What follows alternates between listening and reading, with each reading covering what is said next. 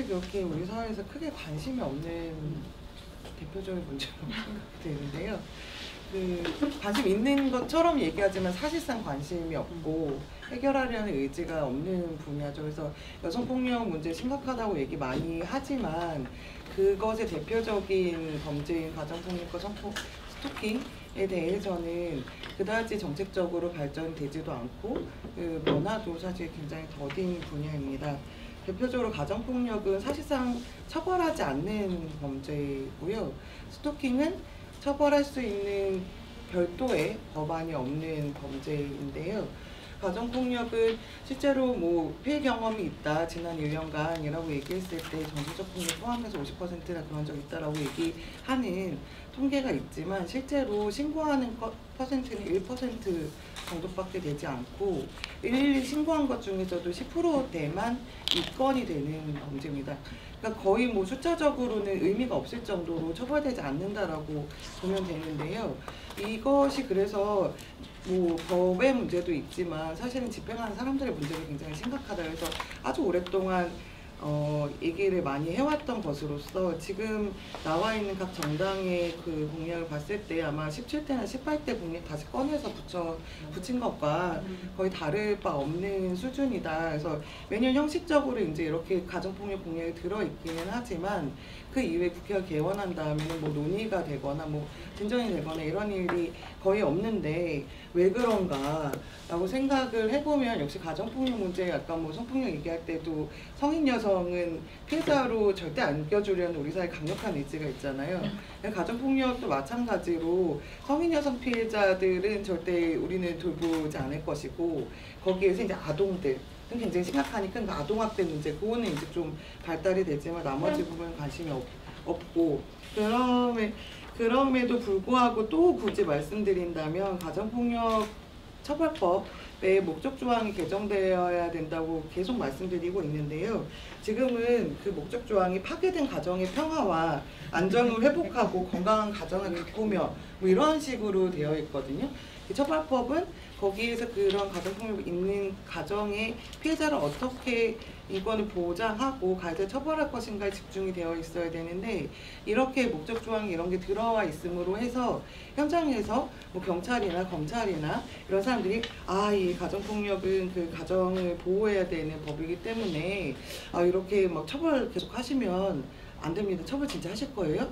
가정이 깨지는데 무슨 소리인지 모르겠지만 이런 게 아주 편안하게 다 정서적으로 받아들여지고 있는 그런 상태다. 그래서 목적조항 개정해야 된다. 아예 이런 얘기를 못하게 이 법은 가해자 처벌하고 피해자 보호하는 법이다. 이렇게 쓰자라고 했는데 더불어민주당에서는 이제 뭐 공약에 나왔는데 제일 중요한 그 목적조항 개정에 대한 명시적인 어떤 뭐 표시가 없어요.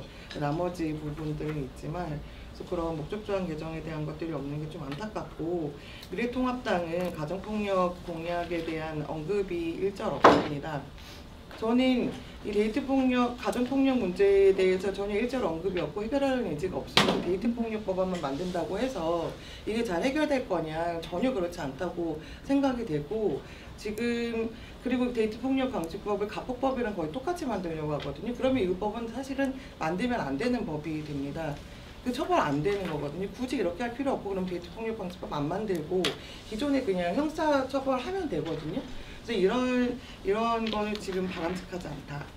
그리고 그나마 이제 국민의당이 좀 촘촘하고 세세하게 가정폭력 처벌법 전면 개정을 공약으로 내세웠고 입법 목적부터 해서 그 임시조치의 문제 이런 것들을 꼼꼼하게 잘 짚어주셨어요. 그래서 다른 데보다 유난히 좀 돋보이는 그런 파트로 좀 생각이 되고요.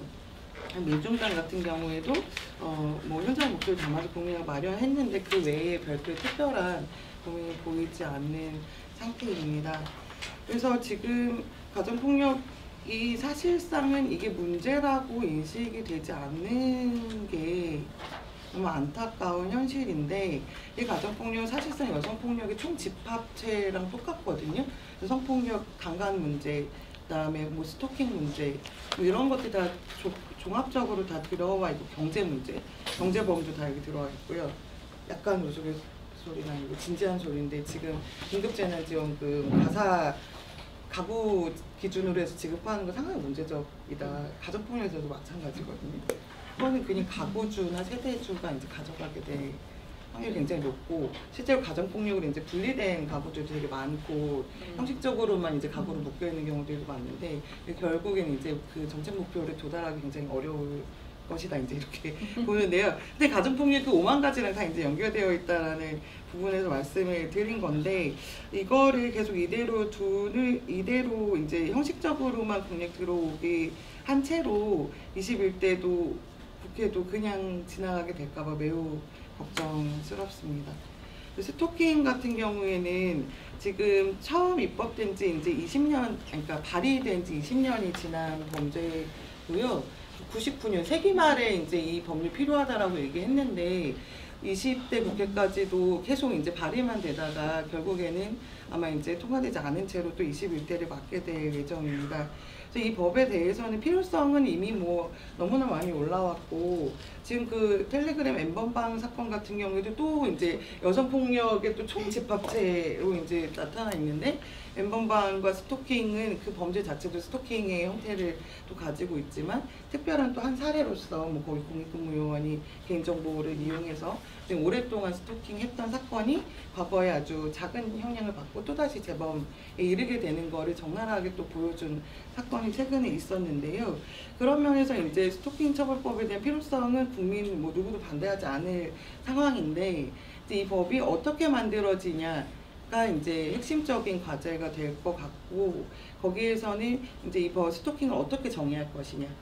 그래서 뭐 쫓아오거나 물건을 갖다 주거나 뭐 지켜보거나 이런 구체적인 형태로만 정의할 거냐, 아니면 그 외 기타 이에 준하는, 그래서 생활을 자유롭게 할 수 없게 만든 이런 행위들을 좀 포괄하게 할 것이냐, 이런 게 이제 쟁점인데요. 사실상 이제 법무부가 이렇게 포괄 규정을 두는 거에 반대함으로 인해서 이 법이 20대에서 법무부에 안이 있었는데도 불구하고 통과가 되지 않게 된 부분이 있습니다. 그래서 그 부분이 21대에서는 좀 잘 반영돼서 법률이 만들어졌으면 좋겠고요. 그 외에 스토킹은 사실은 모든 범죄가이기도 하고 모든 범죄의 또 초기 단계이기도 하고 굉장히 복잡한 성격을 가지고 있는데, 그런 면에서 다 포괄할 수 없다고 하면 초기에 경찰이 어떻게 강력하게 이 범죄에 개입해서 중단시킬 것인가가 중요한 과제로 해서 이 스토킹 처벌법 안에 들어가야 되는데요. 역시 법무부에서 경찰이 초기 권한 많이 가지는 것에 대해서 이제 반대 입장하면서 그 부분도 이제 거의 뭐 있으나 없으나 마나하게 해서 이제 법무부 안으로 제출됐던 2018년 네, 있었던 일이 있습니다. 그래서 앞으로 21대에는 이제 국회에서 나오는 법안은 아마 더 좋은 법안들이 나올 거라고 생각은 되는데, 이제 정부에서 어떻게 입장을 가지고 이 법을 볼 것인가가 이제 관건이 될 것 같습니다. 역시 그 법률에 있어서도 다른 데는 다 이 법 필요하다 뭐 이런 정도의 얘기가 있고, 국민의당이 역시 또 조금 더 고민을 많이 한 것처럼 보여요. 근데 뭐 그런 임시 접근 금지라던가 이런 것들에 대해 좀 더 디테일하게 신경 쓰고 해서 뭐 미성년자에 대한 뭐 상습적인 거라던가 뭐 반복행 이런 거 좀 더 가중해야 되고 해서 고민이 조금 더 진일보한 면이 있다. 그렇지만 그 외에 나머지 그 정당에서는 특별히 뭐 더 나아간 고민을 하고 있는 것처럼 보이지는 않는다까지 말씀드리겠습니다. 네. 이게 계속 진짜 20년 가까이 왜 안 되는지 이 문제가, 그 사실은 결국은 죽음까지도 나타나는 형태로 나타남에도 불구하고 이게 좀 아까도 말씀하셨던 그 이 초동학기 뭐 초기 대응 개입을 어떻게 할 것인지, 법안을 어떻게 구성할 건지, 여기에서 이제 검찰과 경찰의 문제 뭐 이런 것도 굉장히 연동되어 있는 것 같긴 합니다. 요즘 가정폭력 관련 법에서는 목적 조항을 개정하는 걸 비롯한 전면 개정에 대한 얘기는 계속 나오는데 이게 제대로 되어 있지 않고요. 그다음에 어떤 형태의 데이트 폭력 관련해서는 입법적 공백을 메꾸긴 해야 되는데, 이 메꾸는 방식이 이게 단일법을 만들 것인지 아니면 일본처럼 가정폭력 방지법에 이 데이트 폭력이 들어갈 수 있게 어떤 동거인이나 뭐 어떤 형태로 낼 건지에 대한 고민은 더 있어야 될 것 같습니다. 전체적으로 젠더 3법이라고 하는 우리가 가지고 있는 이 법에 대한 앞으로의 그 방향, 이런 것들에 대한 고민은 굉장히 필요한 시기인 것 같습니다. 지금이. 그리고 이 문제도 뭐 토론 시간에 조금 더 뿐만 아니라 성매매가 포함해서 좀 더 논의가 됐으면 좋겠고요.